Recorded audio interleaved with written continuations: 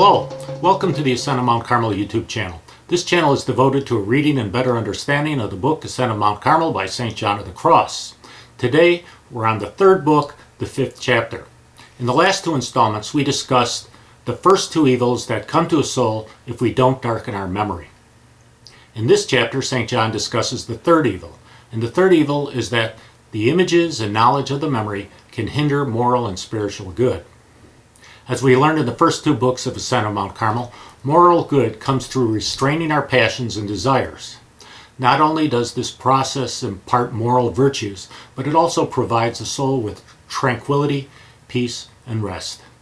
The next step of restraining our passions and desires comes from darkening our memories, and this will enable us to withdraw from things that are self-focused. And John tells us that when we darken our memories, nothing can disturb our peace or inflame our desires. What the eye doesn't see, the heart doesn't desire. However, when we think of worldly images and knowledge, our soul's tranquility is disturbed. And if we reflect on a troubling or sad matter, then our souls move from being tranquil to being sad. If we reflect on a pleasant matter, our souls go from being tranquil to then being joyful. But that's a change and a disturbance to our equilibrium and our tranquility.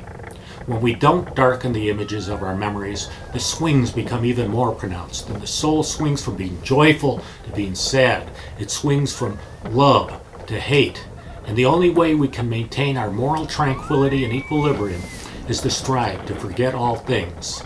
If we want to make progress, we have to avoid this roller coaster and be at peace. Have you ever noticed that in icons the saints never smile? That's because an icon represents a window into heaven.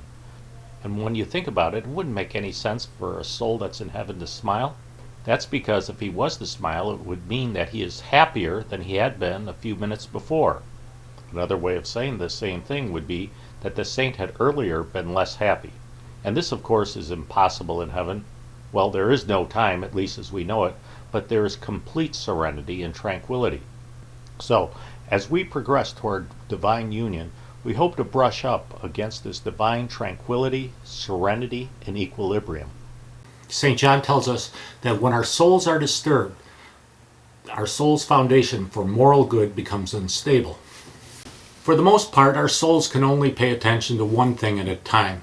And if we allow the images of our memory to come into our prayers and meditation, our souls will become fixed on those images. And when this happens, it's not possible for our souls to be free to attend the incomprehensible, which is God.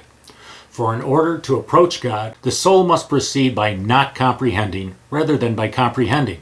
It must exchange the changeable and comprehensible for the unchangeable and the incomprehensible. Well, I hope you enjoyed this installment of Ascent of Mount Carmel. We'll be back again in about a week with another one. In the meantime, please pray for the church.